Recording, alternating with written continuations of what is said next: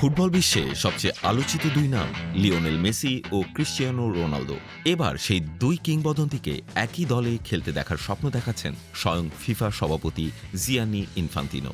যুক্তরাষ্ট্রের জনপ্রিয় একটি ইউটিউব চ্যানেলে দেয়া সাক্ষাৎকারে ইনফান্তিনো এমন চমকপ্রদ সম্ভাবনার ইঙ্গিত দিয়েছেন।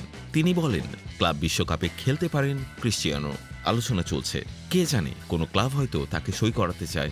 এখনও কয়েক সপ্তাহ বাকি, মজা হবে। পাশাপাশি তিনি আরও যোগ করেন, আমি মেসি রোনালদোকে একসঙ্গে খেলতে দেখতে চাই। এটা হবে একেবারেই বিশেষ কিছু। আগামী 14 জুন থেকে 13 জুলাই পর্যন্ত যুক্তরাষ্ট্রে অনুষ্ঠিত হতে যাচ্ছে ফিফার ইতিহাসের প্রথম 32 দল নিয়ে আয়োজিত ক্লাব বিশ্বকাপ। আয়োজক দেশের ক্লাব হিসেবে টুর্নামেন্টে খেলবে ইন্টার মায়ামি। মেসির নেতৃত্বে দলটি 14 জুন প্রথম ম্যাচে মুখোমুখি হবে আফ্রিকান জায়ান্ট আল আহলি। এরপর 19 জুন খেলবে পোর্তোর বিপক্ষে এবং 23 জুন ব্রাজিলের পালমিরাসের মুখোমুখি হবে। এদিকে রোনালদোর ক্লাব আল নাসর এবারের ক্লাব বিশ্বকাপে যোগ্যতা অর্জন করতে পারেনি।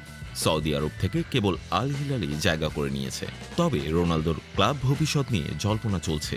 আগামী মাসে আল নাসরের সঙ্গে তার বর্তমান চুক্তির মেয়াদ শেষ হচ্ছে। দ্য অ্যাথলেটিকো জানিয়েছে, চুক্তির নবায়ন নিয়ে আলোচনা চলছে, তবে কোনো চূড়ান্ত সিদ্ধান্ত হয়নি। এরই মধ্যে শোনা যাচ্ছে নতুন গুঞ্জন, মেজর লিগ সকারের ক্লাব ইন্টার মায়ামি নাকি রোনালদোকে দলে নিতে আগ্রহী। আর্জেন্টিনার এক সংবাদ মাধ্যম জানিয়েছে, বিষয়টি নিয়ে ইতিমধ্যে মেসির সঙ্গে কথা বলেছেন ক্লাবের সহমালিক ডেভিড বেকহাম। মেসি নাকি তাতে সম্মতিও জানিয়েছেন। এমনকি বেকহাম নাকি রোনালদোকে রাজি করাতে নিজে থেকেই উদ্যোগ নিচ্ছেন। শুধু রোনালদো নয়, একই গুঞ্জন রয়েছে রিয়াল মাদ্রিদের কিংবদন্তি লুকা মদ্রিচকে নিয়েও। তাকেও নাকি ইন্টার মায়ামি দলে নিতে আগ্রহী। সবকিছু মিলিয়ে ক্লাব বিশ্বকাপ ঘিরে উত্তেজনা এখন তুঙ্গে।